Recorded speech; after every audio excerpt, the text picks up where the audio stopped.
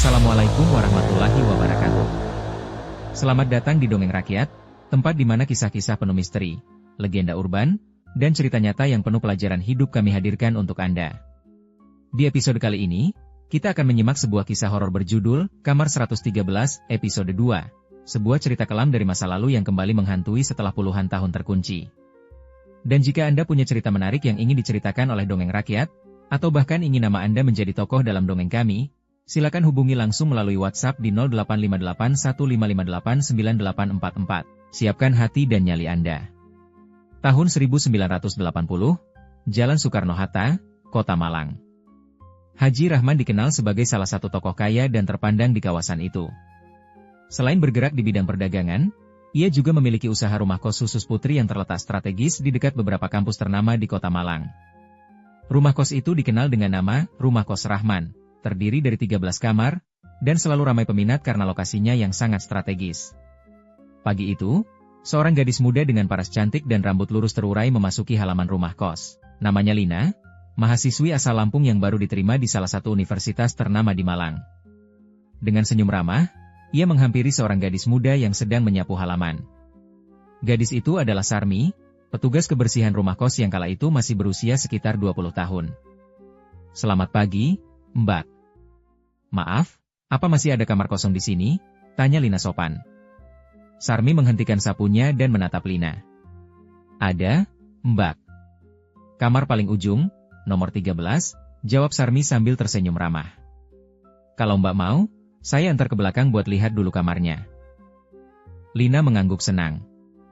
Ia lalu mengikuti langkah Sarmi melewati lorong panjang rumah kos itu. Sampailah mereka di sebuah kamar yang letaknya agak terpisah dari kamar-kamar lain, tepat di pojok belakang. Suasana di sekitar kamar itu terasa lebih sunyi, bahkan sedikit lembab karena jarang terkena sinar matahari langsung. Begitu pintu kamar dibuka, Lina tersenyum lebar. "Wah, justru kamar kayak gini yang aku cari," serunya ceria. "Terpisah, jadi kalau lagi rame atau pengen istirahat, nggak terlalu terganggu. Lagi pula dekat banget sama kamar mandi." Sarmi ikut tersenyum. "Iya, biasanya orang malah nggak terlalu suka karena katanya terlalu sepi. Kalau aku justru suka." "Oke deh, aku ambil kamar ini," ucap Lina mantap. Karena usia mereka yang tak jauh berbeda, Lina dan Sarmi pun langsung akrab.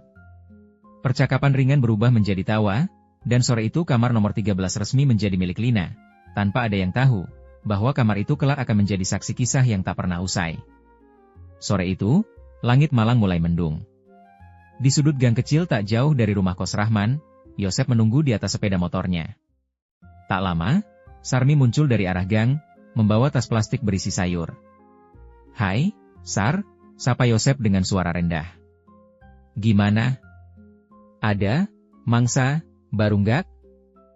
Sarmi menoleh sambil tersenyum sinis. "Ada, Sep. Baru datang pagi tadi. Anak Lampung, cantik. Tinggi, rambutnya lurus. Kamu pasti suka." Yosep mengangkat alis. "Tapi mahal ya?" Sarmi terkekeh kecil. "Iya, kelihatannya sih nggak gampang. Tapi kan kamu tahu caranya. Besok ku bawa teh bareng ke kamarnya. Kalau kamu cocok, kita atur waktu.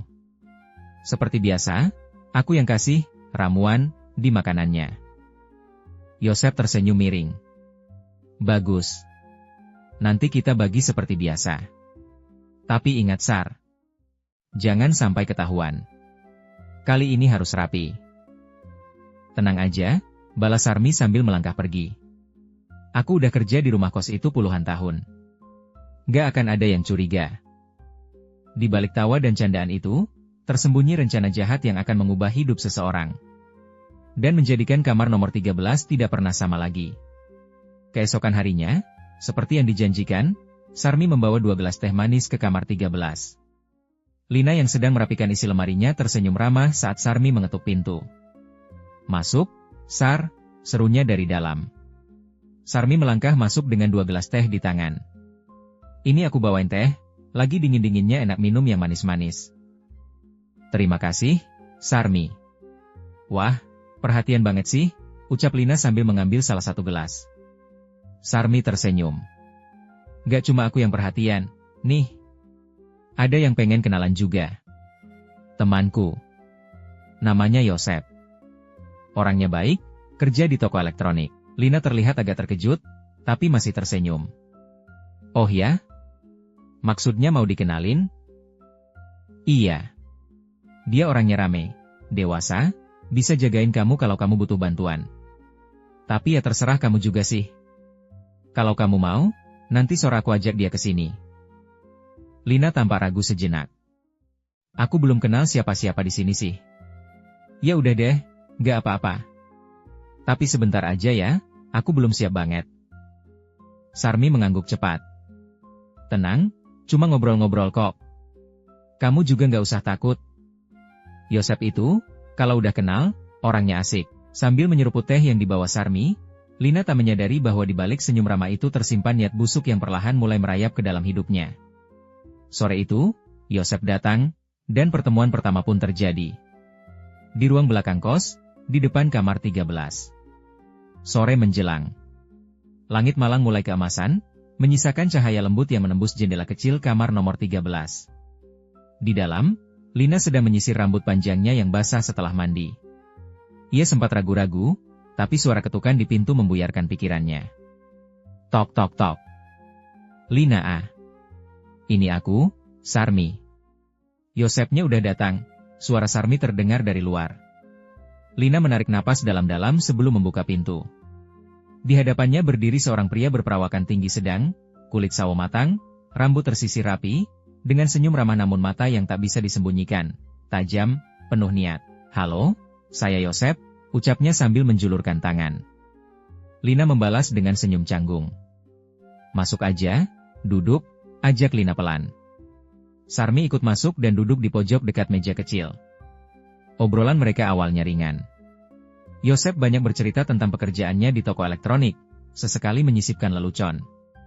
Lina sesekali tertawa, meski sorot matanya menunjukkan masih ada jarak. Setelah setengah jam, Sarmi berdiri. Aku ke dapur dulu ya, ambil gorengan, katanya sambil melirik Yosep, seakan memberi isyarat. Begitu Sarmi keluar kamar, Yosep mulai sedikit lebih agresif. Ia duduk lebih dekat. Lina, kamu cantik banget, tahu nggak? Bisiknya dengan nada pelan. Lina tersenyum kaku. Terima kasih, Mas. Saya juga senang bisa kenalan. Tangan Yosep mulai bergerak menyentuh lengan Lina secara halus. Kalau kamu butuh apa-apa, kamu tinggal bilang ke aku aja, ya. Lina refleks mundur sedikit. Iya, makasih, Mas. Tapi saya masih butuh waktu buat nyaman tinggal di sini. Yosep menahan diri, tapi sorot matanya mulai berubah. Sarmi kembali dengan sepiring gorengan, mencairkan suasana. Tapi Lina tahu, ada sesuatu yang tidak wajar dari pria ini. Hari-hari berikutnya, Yosep semakin sering datang ke kos. Awalnya Lina merasa senang, menganggap Yosep perhatian dan serius menjalin hubungan. Namun, tanpa sadar, ruang pribadinya mulai terkikis. Yosep datang bukan hanya sore atau malam hari, tapi kadang pagi ketika kos sedang sepi. Sarmi selalu jadi perantara, mengabari kapan kos sepi, siapa yang keluar, bahkan membantu membukakan pintu belakang agar Yosep bisa masuk tanpa diketahui penghuni lain. Suatu malam, Sarmi membawa sebungkus nasi goreng dan teh manis ke kamar Lina. Ini Mas Yosep yang beliin, katanya kamu jangan capek-capek masak, ucap Sarmi sambil tersenyum. Lina senang, wah, baik banget ya dia. Namun ia tidak tahu, di dalam teh manis itu sudah tercampur sesuatu. Obat dari Yosep, pengabur kesadaran. Malam itu, Lina merasa tubuhnya lemas, matanya berat. Dunia seperti kabur. Di tengah kesadarannya yang mengambang, ia masih bisa melihat sosok Yosep masuk ke kamar. Ia ingin bicara, ingin protes, tapi suara tak keluar. Yang tersisa hanya air mata menetes, dan malam panjang yang tidak akan pernah ia lupakan. Pagi harinya Lina bangun dengan tubuh terasa nyeri dan perasaan tak karuan. Pakaiannya acak-acakan, dan kamar berantakan. Yosep sudah tak ada. Ia mencoba mengingat, tapi semuanya buram. Sarmi masuk membawa sapu. Pagi Lina. Kamu kenapa? Sakit? Tanyanya datar. Lina hanya diam. Sesuatu di dalam dirinya seperti hancur. Ia merasa kotor. Terhina. Tapi siapa yang bisa ia percaya? Bahkan Sarmi yang dulu dianggap teman pun kini terasa asing dan dingin. Sejak hari itu, Lina berubah. Ia lebih banyak diam, mengurung diri di kamar. Tak lagi ceria seperti saat pertama datang. Hatinya penuh tanya, tapi tak ada satupun jawaban yang bisa menenangkannya. Dan kamar nomor 13 mulai menyimpan luka dalam yang tidak terlihat, tapi menunggu waktu untuk meledak. Seminggu berlalu sejak malam itu. Lina masih mencoba menjalani hari seperti biasa, walau hatinya hancur. Namun tubuhnya tak bisa berbohong. Ia mulai merasa mual di pagi hari, tubuhnya lemas, dan siklus bulanan tak kunjung datang. Dengan gemetar, Lina membeli tes pack di apotek kecil dekat gang kos. Ia melakukannya dengan sembunyi-sembunyi, takut dicurigai. Sore hari, di dalam kamar, Lina memandangi alat kecil itu dengan napas terengah. 2 garis. Tangannya gemetar. Dunia seolah runtuh. Aku, hamil? Air matanya jatuh tanpa suara. Ia tak tahu harus bahagia atau takut, tapi yang jelas, rasa takut lebih mendominasi. Yosep harus tahu. Malam itu Lina memberanikan diri menghubungi Yosep. 3 kali pesan, 2 panggilan tak diangkat. Akhirnya, sebuah balasan masuk, "Kamu jangan ngaco. Itu bukan anakku. Lagian kita cuma senang-senang, jangan bawa perasaan. Kamu yang minta sendiri, aku gak maksa." Lina memandangi layar ponselnya dengan mata membelalak. Kata-kata Yosep terasa seperti pisau menancap di dada. Ia terisak hebat. Rasa sakit, malu, kecewa, semuanya menumpuk jadi satu. Sementara itu, di sebuah warung kopi dekat stasiun, Yosep sedang duduk bersama Sarmi. Tangannya mengeluarkan beberapa lembar uang 100 ribuan dan menyodorkannya ke arah Sarmi. "Ini janjiku." "Lumayan kan?" ucap Yosep sambil tertawa kecil. Sarmi menerima uang itu dengan mata berbinar. "Lumayan banyak, Sep." "Gak nyangka yang kali ini semudah itu." Yosep tersenyum sinis. "Yang penting sekarang urusannya kelar. Jangan sampai dia nyari aku-akuan lagi." Sarmi hanya mengangguk. Dalam hatinya, ia merasa puas. Ini bukan pertama kalinya ia bekerja sama dengan Yosep, tapi baru kali ini bayarannya sebesar itu. Kembali ke rumah kos, Lina terduduk di sudut ranjang. Wajahnya kusam, matanya sembab. Ia merasa dikhianati, dibuang, dan kini benar-benar sendirian. Yosep tak bisa dihubungi lagi. Nomornya sudah tidak aktif. Dan entah kenapa, Sarmi pun mulai menjauh dan bersikap dingin. Hari-hari Lina berubah menjadi kelam. Ia mulai berhenti kuliah, mengurung diri di kamar, bahkan makan pun tak teratur. Tangisnya sering terdengar malam-malam, tapi tak ada yang benar-benar peduli. Kamar 13 menjadi sunyi, dan kesunyian itu perlahan berubah menjadi kehampaan yang menyesakan. Hari demi hari berlalu. Perut Lina semakin membesar. Wajahnya pucat, tubuhnya makin kurus, tapi jelas terlihat tanda-tanda kehamilan. Para penghuni kos mulai bergosip. Beberapa menghindarinya, yang lain hanya menatap kasihan, tapi tak satu pun berani bertanya. Lina benar-benar sendirian. Ia jarang keluar kamar, bahkan suara tangisnya di malam hari sudah menjadi hal biasa bagi mereka. Sarmi kini bersikap seolah tidak pernah dekat dengan Lina. Saat bertemu pun, ia hanya menyapa dingin, sekilas, dan segera pergi. Lina yang dulu merasa nyaman bercerita pada Sarmi, kini merasa benar-benar asing. Malam itu, Sarmi menerima telepon dari nomor yang dikenalnya baik. "Yosep." "Gimana keadaannya?" tanya Yosep. "Masih ngendon di kamar. Perutnya udah gede. Mungkin sebentar lagi lahiran kalau nggak diapa-apain. Goblok banget kalau sampai jadi gitu. Udah, kasih dia ide buat gugurin. Bilangin ada cara gampang. Kalau perlu, kenalin sama orang." Sarmi ragu. "Tapi kalau kenapa-napa, kita juga bisa kena, Sep." "Tenang aja, nanti gue tambahin duitnya.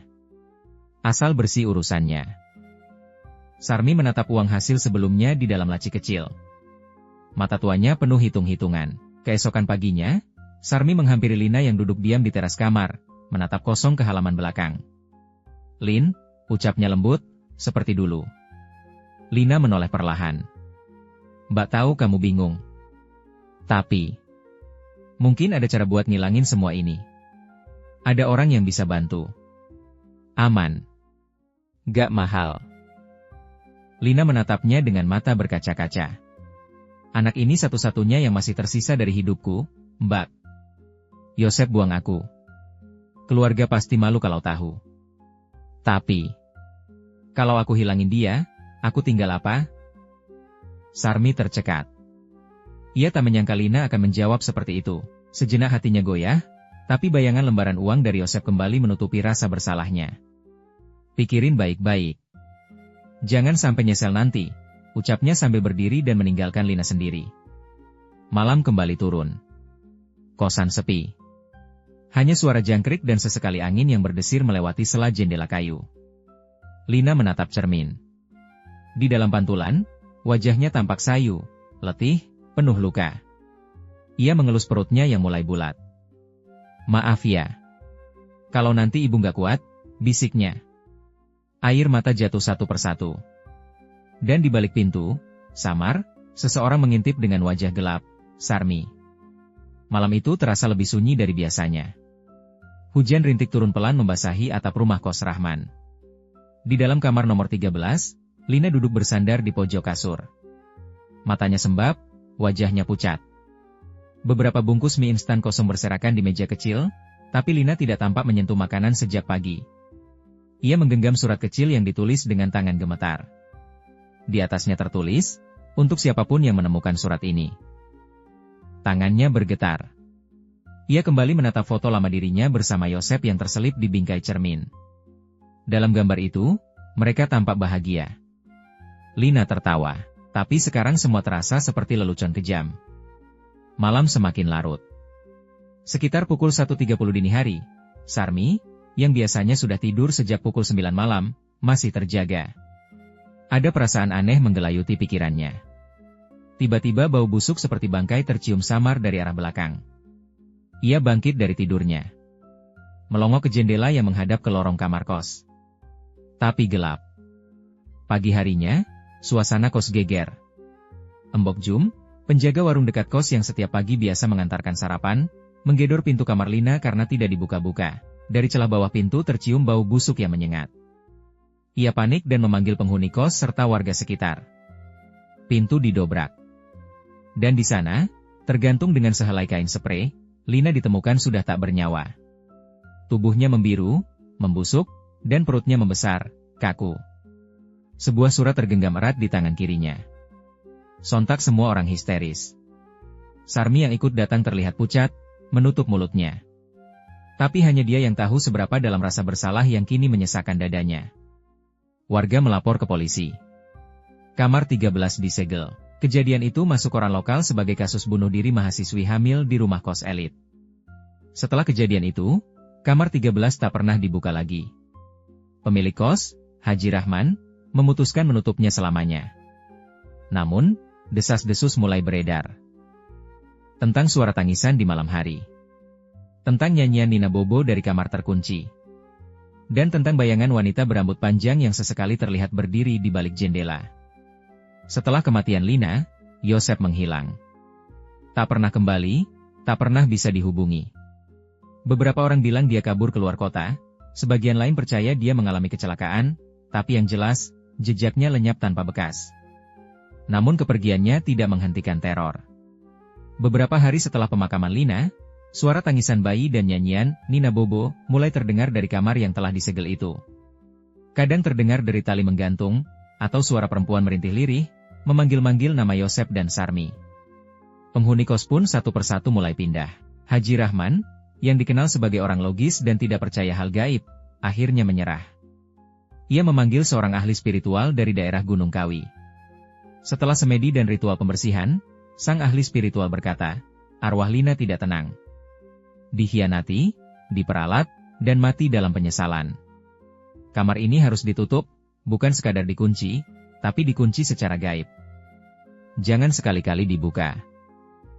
Akhirnya, kamar itu disemen dan ditutup rapat. Dinding bagian luar dicat sama seperti tembok lainnya, seolah-olah kamar itu tak pernah ada. Sejak itu, gangguan berhenti. Rumah kos kembali normal, namun waktu terus berjalan. Tahun 2015, Haji Rahman meninggal dunia. Rumah kos itu diwariskan kepada anak bungsunya, Ira, seorang wanita muda yang berjiwa bisnis. Saat melihat denah rumah kos, Ira bertanya kepada ibunya, "Bu, kenapa kamar ke-13 nggak dipakai? Padahal kan bisa disewakan lagi." Dengan sedikit ragu, sang ibu menceritakan sejarahnya. Tapi Ira menganggap itu hanya cerita lama yang dibesar-besarkan. Untuk memastikan, ia kembali memanggil ahli spiritual generasi baru. Setelah beberapa ritual dilakukan, sang ahli mengatakan, kamar ini boleh dibuka, tapi harus diberi nama baru. Nomor 13 harus dihapus. Gunakan angka lain. Lakukan selamatan dan bacaan rutin. Maka kamar itu dibuka kembali dan diberi nama baru, kamar 113. Tampak seperti kamar biasa. Tapi keheningan lama yang dulu pernah membeku di sana, perlahan bangkit kembali. Itulah akhir dari episode kali ini, kamar 113, bagian dari kisah kelam yang perlahan terkuak. Misteri belum usai, karena masih ada bagian selanjutnya yang akan mengungkap lebih dalam tentang arwah penasaran yang menghuni kamar terkutuk itu. Jangan lupa like, komen, dan subscribe agar tidak ketinggalan kelanjutan ceritanya. Dan jika kamu punya kisah nyata, horor, legenda, atau misteri yang ingin kami angkat di Dongeng Rakyat, atau bahkan ingin namamu menjadi tokoh dalam cerita kami, langsung saja kirim melalui WhatsApp ke 085815589844. Sampai jumpa di episode berikutnya. Wassalamualaikum warahmatullahi wabarakatuh.